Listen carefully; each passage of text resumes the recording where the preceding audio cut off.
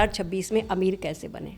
जो लोग समझदारी से और बैलेंस तरीके से इन्वेस्ट करेंगे और अपनी इन्वेस्टमेंट्स हैबिट्स को बनाएंगे, वो ज़िंदगी में अमीर ज़रूर बनेंगे। सेविंग्स एंड इन्वेस्टमेंट में क्या अंतर है? सेविंग वो है जो आप अपने इनकम से खर्चा करने के बाद बचाते हैं। म्यूचुअल फंड्स में आम जो है मिडिल क्लास बंदे को पैसे लगाने चाहिए या स्टॉक्स में लगाने चाहिए? तो स्टॉक्स में वो लोग इन्वेस्ट कर सकते हैं जिनकी स्टॉक्स की समझ बहुत अच्छी है, बहुत अच्छे। जो स्टॉक्स को चूज़ करना, एनालिसिस करना जानते हैं। सोना और चांदी में पैसा लगाना चाहिए या आपको क्या लगता है अभी तक के हिसाब से, या फिर रियल एस्टेट में? रियल एस्टेट में या किसी भी एसेट क्लास में आपको वहीं इन्वेस्ट करना चाहिए जिस एसेट क्लास को आप अच्छे से समझते हैं, या फिर आपके पास में बहुत अच्छे रिलायबल एडवाइजर्स हैं। ज्वेलरी खरीदना अच्छा है कि बिस्किट खरीदना अच्छा है? वर्ल्ड का सबसे ज़्यादा सोना इंडिया में है। हाउस वाइफ्स के लिए आप बताइए, हाँ जी, क्योंकि बिल्कुल। या तो वो कोई बहुत छोटा सा अपना कुछ कमा रही हैं या फिर वो घर खर्च किससे जो पैसे बचाए हुए हैं उनसे इन्वेस्ट करना चाहती हैं, तो क्या वो भी इन्वेस्ट कर सकती हैं? बिल्कुल, के पास लंबा होराइजन है और 10 साल के करीब का होराइजन है, तो मैं उन्हें सजेस्ट करूंगा इस सारे पैसे को किसी इक्विटी ओरिएंटेड म्यूचुअल फंड की तरफ डायरेक्ट करें। अगर कोई अपने 20s में है, उसके लिए आप इन्वेस्टमेंट का मुझे बताइए। इन्वेस्टमेंट इतना मत कीजिए कि आपका लाइफस्टाइल उससे बहुत नेगेटिवली इम्पैक्ट हो। नमस्ते, मैं पारुल।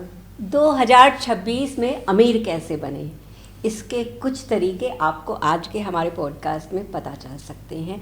अमीर कैसे बने ये कीवर्ड यूट्यूब पर हाईली सर्च कीवर्ड्स में से एक है। यूट्यूब से पैसा कमाया जा सकता है, ये आज भी बहुत सारे लोगों के लिए आश्चर्य का विषय है। लेकिन आज के हमारे जो गेस्ट हैं उन्होंने ना सिर्फ यूट्यूब से पैसा कमाया है बल्कि भर भर कर पैसा कमाया है और इसको अपना फुल टाइम करियर भी बनाया है। वो एक फुल टाइम यूट्यूबर होने के साथ साथ फाइनेंशियल एडवाइज़र भी हैं और अब उनका मिशन है कि वो अपनी फाइनेंशियल नॉलेज को लोगों में बांटें, उनकी हेल्प करें, और इसके लिए वो आम आदमी फाइनेंस के नाम से एक यूट्यूब चैनल भी चलाते हैं और इसी में लोगों को हेल्प भी करते हैं, ऑनलाइन भी एंड ऑफलाइन भी। हमारे आज के गेस्ट हैं मिस्टर रोहित खुराना, जो फाउंडर हैं कार ब्लॉग इंडिया के, AMFI registered mutual fund distributor हैं under SEBI guidelines. Mister Rohit Khurana, आपका बहुत बहुत स्वागत है। Thank you Parul for the lovely introduction. जी बिल्कुल, मतलब आपको देख के हमेशा यही लगता है कि नहीं, जो यूट्यूब से कहते हैं ना, हम जब भी किसी को कहते हैं या अपने बड़ों को बताते हैं तो खासकर ये लगता है मतलब ये फालतू के काम मत करो, लेकिन आपको देख के लगता है नहीं यार, इन्होंने किया है कुछ तो हम भी कर लेंगे। तो हमारा भी एक कहीं ना कहीं इंस्पिरेशन आप हैं इसमें। तो मैं यहीं से शुरू करना चाहूँगी कि 2026 में अमीर कैसे बने। मैम, अमीर बनने के ना कुछ ऐसे टाइमलेस रूल्स हैं जो कुछ लोग ऐसे होंगे जो ये वीडियो 2026 की शुरुआत में देखेंगे, कुछ लोग बाद में भी देखेंगे। तो मैं आपको ऐसे रूल्स बताता हूँ जो सिर्फ 2026 में नहीं, हमेशा चलेंगे। हमेशा। तो हम 4 चीज़ों पे ध्यान रखेंगे। एक को बोलते हैं इनकम, एक को बोलते हैं एक्सपेंस, एक को बोलते हैं इन्वेस्टमेंट और एक को बोलते हैं सेविंग। तो ज़्यादातर लोग इनकम और एक्सपेंस के बारे में जानते हैं, सेविंग्स भी करते हैं, इन्वेस्टमेंट कम लोग करते हैं। अमीर बनने के लिए जितने भी आप अमीर लोगों को देखेंगे या ऑब्जर्व करेंगे या मिलेंगे, उन्होंने इन्वेस्टमेंट्स की ओर काफ़ी ध्यान दिया है। ज़्यादातर लोग इन 3 चीज़ों पे ध्यान देते हैं लेकिन इन्वेस्टमेंट को भूल जाते हैं।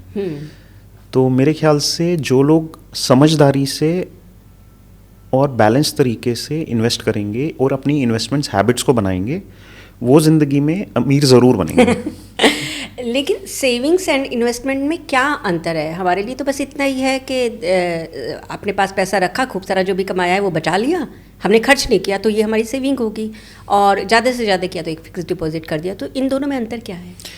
मैम, इन्वेस्टमेंट और सेविंग में थोड़ा सा अंतर है और वो बहुत इम्पॉर्टेंट डिफरेंस है मेरे हिसाब से।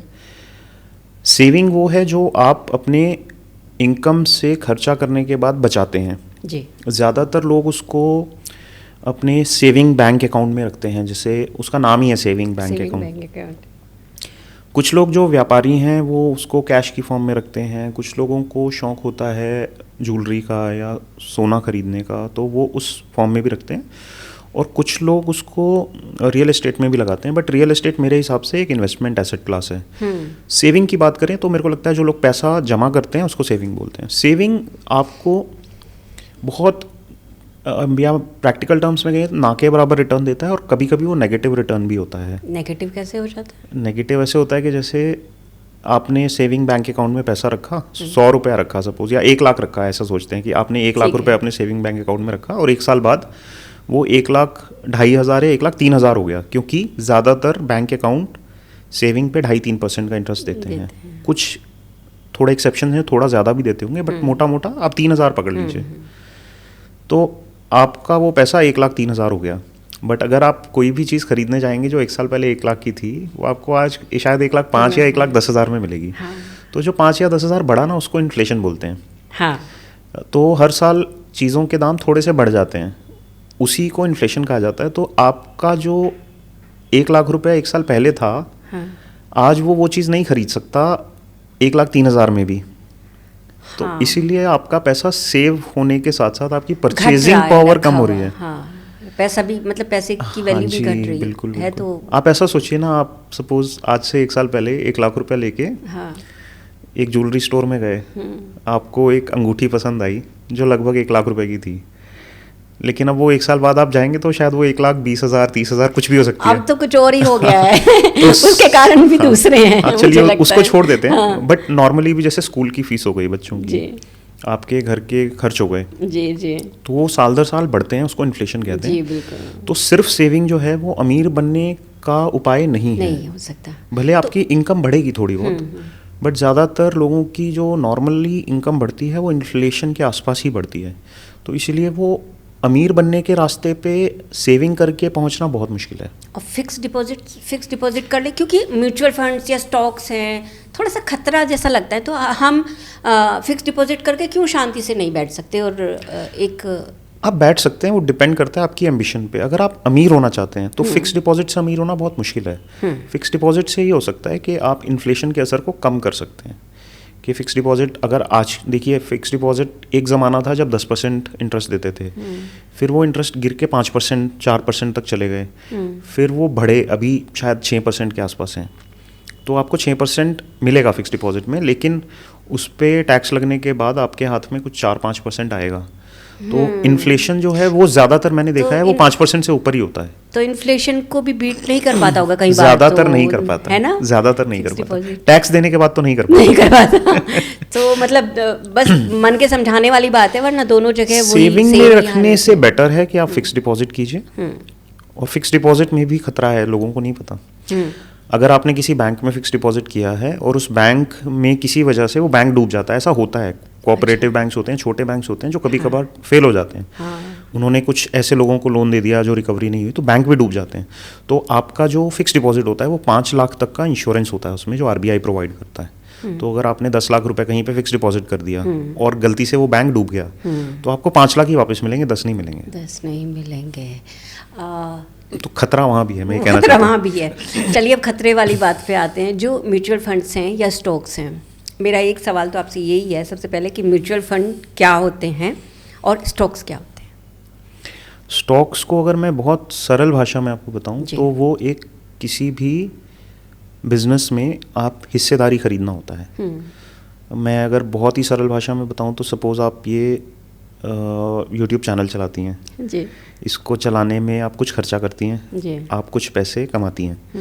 तो जो आप कमाते हैं उसको आप बोलिए रेवेन्यू, जो आपका खर्चा है उसको बोलिए एक्सपेंस, जो उसका डिफरेंस है वो आपका, उसको आप प्रॉफिट कह सकते हैं। तो वो आपका प्रॉफिट है। अब अगर मैं आपसे कहूँ कि पारुल आपका जो यूट्यूब चैनल है बहुत अच्छा चल रहा है, मैं इसमें हिस्सेदारी खरीदना चाहता हूँ, तो अगर मैं आपसे हिस्सेदारी खरीदता हूँ तो वो सरल भाषा में वही स्टॉक है। अगर मैं आपसे बोलूँ कि इसमें आधा हिस्सा मैं डालना चाहता हूँ तो मैंने आपके 50% स्टॉक खरीद लिए। बट क्योंकि ये प्राइवेट बिजनेस है, प्राइवेटली हेल्ड है, जो स्टॉक्स जो हम आम जिंदगी में जिसकी बात करते हैं, जो स्टॉक एक्सचेंज पे लिस्टेड होते हैं, उनको लिस्टेड कंपनीज बोला जाता है। उन्हें कोई भी खरीद बेच सकता है। उसकी एक प्रक्रिया होती है जिसके थ्रू जो कंपनीज होती हैं जो चाहती हैं कि उनके कंपनीज हैं जो चाहती हैं कि उनके स्टॉक एक्सचेंज पे ट्रेड हों, वो वहाँ लिस्ट कराती हैं। लिस्ट कराने के 2-3 तरीके होते हैं, लेकिन सबसे कॉमन तरीका आईपीओ है। तो वो अपनी हिस्सेदारी को पब्लिक मार्केट में ले आते हैं, तो फिर वो उसको लिस्टेड कंपनी बोलते हैं। तो जब आप उस बिजनेस का हिस्सा खरीदते हैं उसको स्टॉक बोलते हैं। तो सपोज समझाने के लिए किसी कंपनी की मतलब वैल्यूएशन है, वैल्यूएशन पे बाद में आएंगे। सपोज किसी कंपनी की पूरी कंपनी की वैल्यूएशन है 100 करोड़ और वो 100 शेयर इशू करती है, तो एक शेयर 1 करोड़ का हो जाएगा। लेकिन वो जो बंदा वो एक शेयर खरीदेगा उसके पास कंपनी का 1% हिस्सेदारी आ जाएगी। तो उसकी मार्केट वैल्यू अगर 1 करोड़ है, मार्केट वैल्यू मतलब जिस पे उसे ट्रेड करना चाह रहे हैं लोग, तो वो शेयर हो गया। तो ये बहुत सारे शेयर मिलके कोई हमें इकट्ठा करके और सेफ साइड बना के दे देता है, वो म्यूचुअल फंड्स होते हैं। म्यूचुअल फंड जनरली कई तरह के होते हैं जी। तो आप जिस कॉन्सेप्ट की बात आप कर रही हैं उसको इक्विटी म्यूचुअल फंड बोलते हैं जी। मैं पहले आपको म्यूचुअल फंड सरल भाषा में बताता हूँ, फिर हम इक्विटी म्यूचुअल फंड की बात करेंगे। आम आदमी फाइनेंस आपका है तो आम आदमी के लिए बताइए। आम भाषा में बताता हूँ। आम भाषा में बताइए। तो सपोज आपका बहुत बड़ा परिवार है जी, और उसमें सपोज 20 लोग हैं, लेकिन 2 लोग ऐसे हैं जिनको ना फाइनेंस की समझ बहुत अच्छी है जी। वो कोई भी सीनियर मेंबर हो सकते हैं आपकी फैमिली के, या कोई ऐसे लोग हो सकते हैं जिनका लाइफ एक्सपीरियंस अच्छा है जी। उन्हें ये समझ है कि पैसे को कहाँ इन्वेस्ट करना चाहिए, उससे कहाँ पे पैसे के बढ़ने के चांसेस ज़्यादा हैं। तो फैमिली के वो 2 लोग आपके फंड मैनेजर्स हो गए।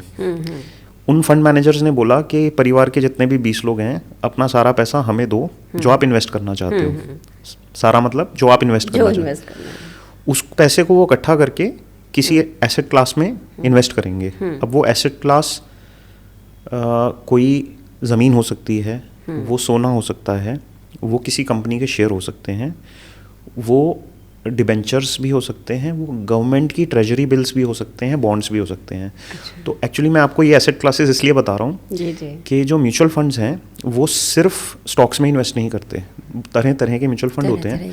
हाँ। तो वो डेट इंस्ट्रूमेंट्स में, डेट मतलब जैसे आपका फिक्स डिपॉजिट होता है ना, वैसे कंपनीज को फिक्स डिपॉजिट या बॉन्ड दिए जाते हैं, बॉन्ड इशू होते हैं। तो कंपनीज को पैसा ब्याज पे देने को डेट बोलते हैं, या वो सरकार को भी ब्याज पे पैसा दिया जा सकता है, उसको गवर्नमेंट सिक्योरिटीज़ बोलते हैं। गवर्नमेंट के बॉन्ड्स भी होते हैं। तो ये हो गया डेट साइड। इक्विटी हो गया कंपनीज में हिस्सेदारी, जिसको हम स्टॉक्स बोलते हैं। तीसरा हो गया रियल एस्टेट से रिलेटेड भी आजकल कुछ म्यूचुअल फंड्स अभी आए हैं, प्रचलन में हैं, तो उनके पास कुछ एक्सपोजर वहाँ लेने का भी होता है। उसके कुछ स्पेसिफिक रियल एस्टेट फंड्स भी हैं। इनफैक्ट इंफ्रास्ट्रक्चर के भी कुछ प्रोडक्ट्स हैं जो इंफ्रास्ट्रक्चर में इन्वेस्ट करते हैं, और वो प्रीशियस मेटल्स में भी इन्वेस्ट कर सकते हैं, गोल्ड या सिल्वर में, और कमोडिटीज़ में भी कुछ जगह पे एक्सपोजर लिया जा सकता है। तो बेसिकली एक म्यूचुअल फंड जो है वो पैसा इकट्ठा करके इन्वेस्ट करने का इंस्ट्रूमेंट है।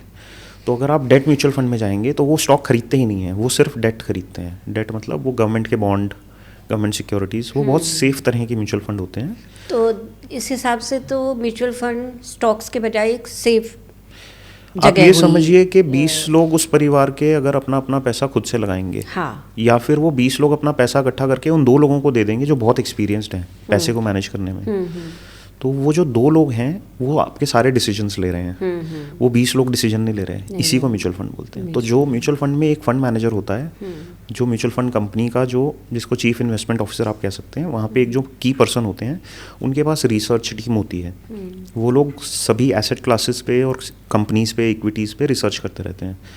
वो अपनी इनपुट्स अपने इन्वेस्टमेंट ऑफिसर को देते हैं, जो कि अलग अलग स्कीम्स में कहाँ कहाँ पैसा लगाना है वो डिसाइड करते हैं। तो आप ये समझिए कि आपको गाड़ी चलानी नहीं आती, लेकिन आपने किसी दूर जगह जाना है जहाँ गाड़ी से ही जाया जा सकता है, ट्रेन या प्लेन नहीं ले सकते, तो आपने एक अच्छे ड्राइवर को हायर कर लिया, वो आपके बिहाफ पे गाड़ी चला रहा है, आपको ले जाएगा। गाड़ी आपकी है, मतलब यहाँ पे गाड़ी का मतलब है आपका पैसा है, आपको कहीं पहुँचना है, आप चाहते हो पैसा ग्रो करे, लेकिन आपको गाड़ी चलानी नहीं आती, आपसे एक्सीडेंट हो सकता है, या आप अभी सीख रहे हैं, आपका हाथ साफ नहीं है, हाँ, या आप गाड़ी चलाना ही नहीं चाहते, तो आपने वो पैसा फंड मैनेजर को दे दिया, यानी आपने वो ड्राइवर हायर कर लिया। तो वो फंड मैनेजर है, और इसी को म्यूचुअल फंड बोलते हैं। फंड मैनेजर आपके लिए एक्सपर्ट है जो कि आपके पैसे को इन्वेस्ट कर रहा है। आप चूज़ करते हैं कि किस तरह के म्यूचुअल फंड में जाना है। वो या तो आप चूज़ करते हैं या फिर आपका जो म्यूचुअल फंड डिस्ट्रीब्यूटर है, जैसे हम एडवाइज़र हैं, म्यूचुअल फंड एडवाइज़र हैं, हम आपको गाइड करते हैं आपके प्रोफाइल को समझ के, आपकी नीड्स को समझ के।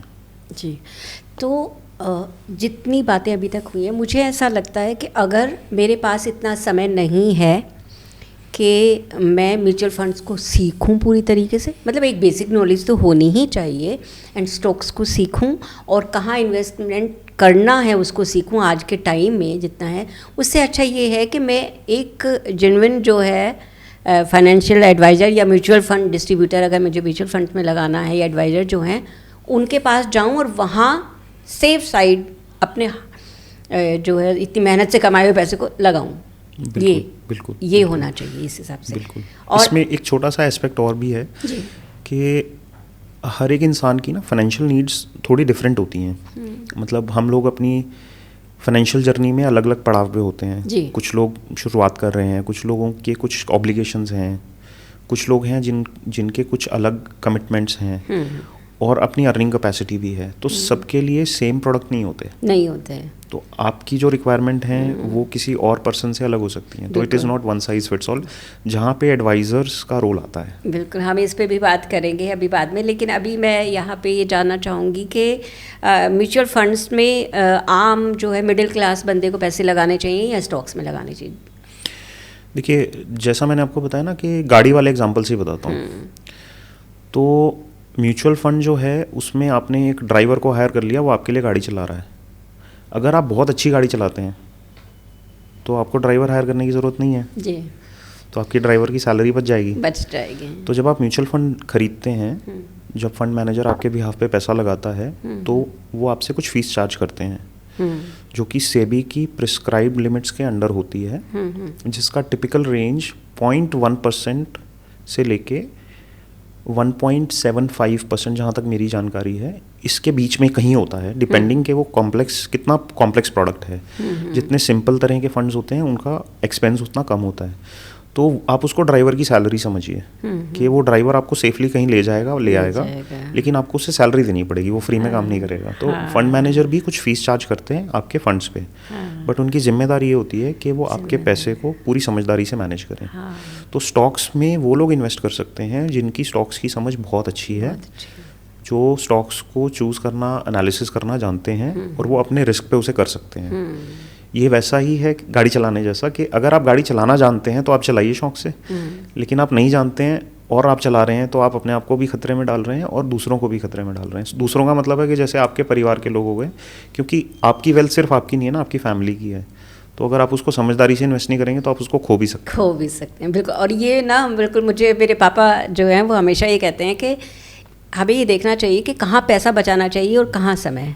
कुछ जगह पैसा लगा के समय बचाना ज़्यादा इम्पोर्टेंट होता है, और कुछ जगह समय बचाना और कहीं पैसा बचाना, मतलब। और यहाँ पे मैं एक बात बता दूँ, जो रोहित जी ने बोला है कि मैं YouTube से पैसा कमा रही हूँ, तो वो बिल्कुल वो एग्जाम्पल है। मैं बिल्कुल YouTube से पैसा नहीं कमा रही हूँ। मैं ये बता देने वाली हूँ। मैं उम्मीद करता हूँ आपका चैनल बहुत जल्दी पॉपुलर हो और आप बहुत सारा पैसा कमाएं YouTube से। तो वो जो बोलते हैं ना, वो मैं यहाँ पे बोल देती हूँ कि आप लोग प्लीज़ अगर हमें देख रहे हैं तो सब्सक्राइब कीजिए और शेयर कीजिए हमारे चैनल को। बिल्कुल। तो आगे बढ़ते हैं रोहित जी। म्यूचुअल फंड में जैसे पैसा लगाते हैं लोग, तो या तो एक मुश्त पैसा लगा देते हैं या फिर SIP होती है। तो SIP करना चाहिए या फिर एक मुश्त पैसा लगा देना चाहिए? दोनों में से कौन सा अच्छा है? देखिए, ज़्यादातर इन्वेस्टर्स के लिए जो कि एक सैलरी कमाते हैं, जिनके पास रेगुलर इनकम आती है, उनके लिए SIP ही बेहतर है। अच्छा। लेकिन अगर कोई बहुत अवेयर इन्वेस्टर हैं जो बहुत समय से म्यूचुअल फंड्स में इन्वेस्ट कर रहे हैं और उन्हें म्यूचुअल फंड्स के बारे में थोड़ी जानकारी है, तो कई बार ऐसे समय आते हैं जब म्यूचुअल फंड्स या मार्केट में ऐसी सिचुएशंस होती हैं जब चीज़ें सस्ती मिल रही होती हैं।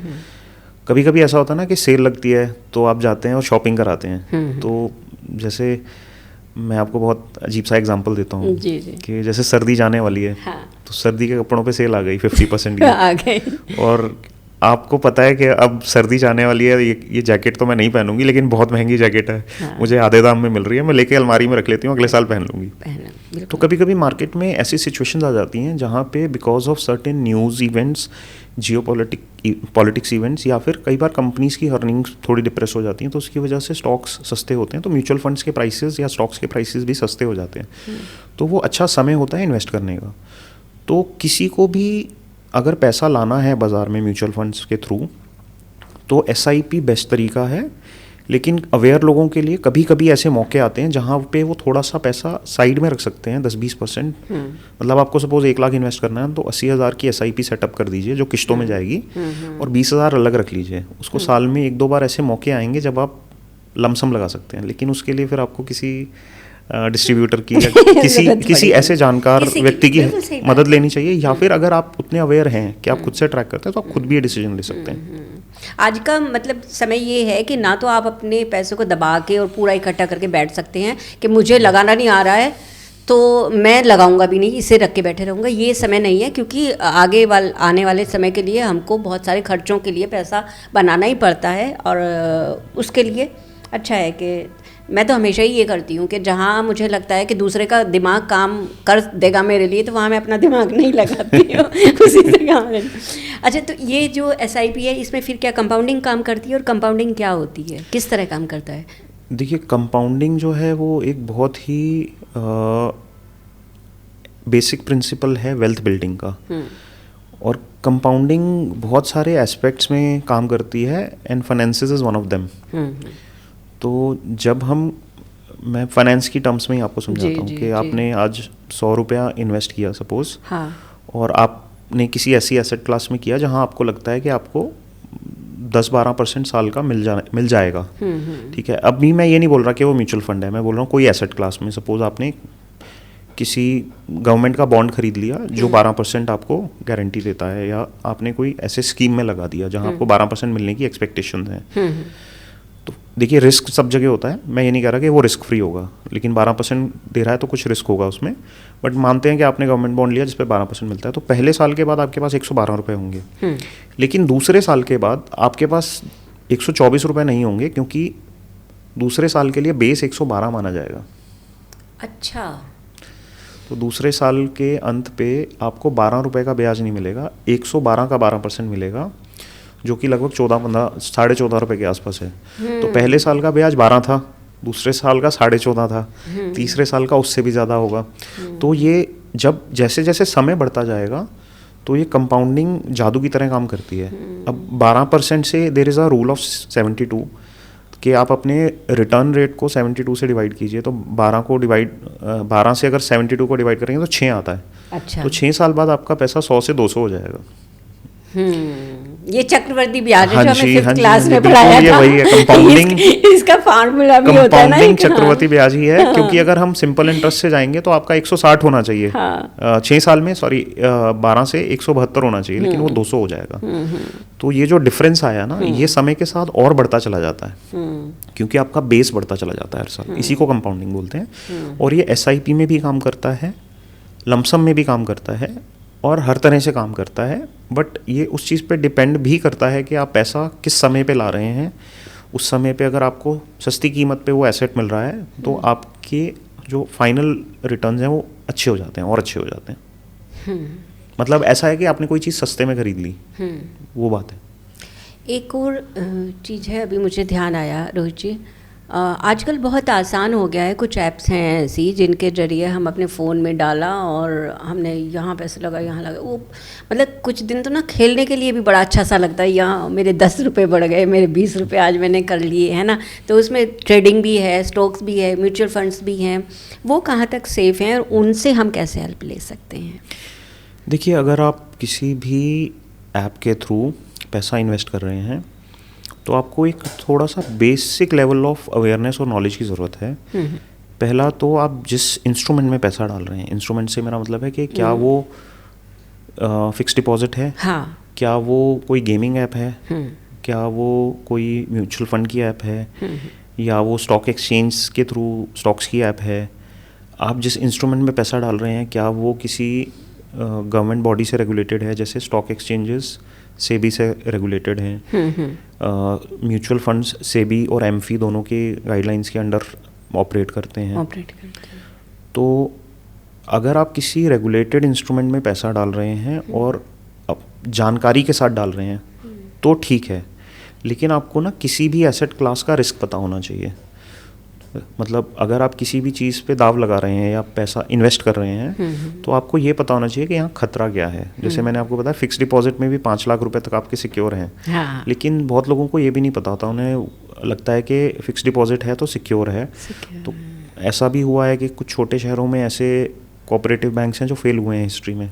ये मेरे तो लिए भी बहुत बड़ी जानकारी है। किसी ने 30 लाख का सपोज पूरी ज़िंदगी मेहनत करके 30 लाख रुपए इकट्ठे करे और वो पूरे फिक्स डिपॉजिट कर दिए, हाँ। तो अब उनको 30 नहीं मिलेंगे, उनको 5 ही मिलेंगे अगर बैंक डूब गया तो ऐसा बहुत अनलाइकली है कि बैंक्स डूब जाएं। हाँ। बट ऐसा हुआ है होता है। और आजकल तो कुछ पता नहीं चल रहा है। मैं कह रहा हूँ कि अनलाइकली है बट इम्पॉसिबल नहीं है। तो इसलिए हमें अपने आप को सिक्योर करना चाहिए। तो एक छोटी सी टिप दे देता हूँ कि अगर आप ज़्यादा पैसा फिक्स डिपॉजिट में रखना चाहते हैं, जो मैं रेकमेंड नहीं करता हूँ, तो किसी भी एक बैंक में 5 लाख से ज़्यादा का फिक्स डिपॉजिट मत कीजिए, अलग अलग बैंक में कीजिए। अच्छा। सपोज आपने 15 लाख करना है तो 3 अलग बैंक में 5-5 लाख का एफडी बना दीजिए, तो उसमें आपको 3 जगह 5-5 लाख का इंश्योरेंस मिल जाएगा।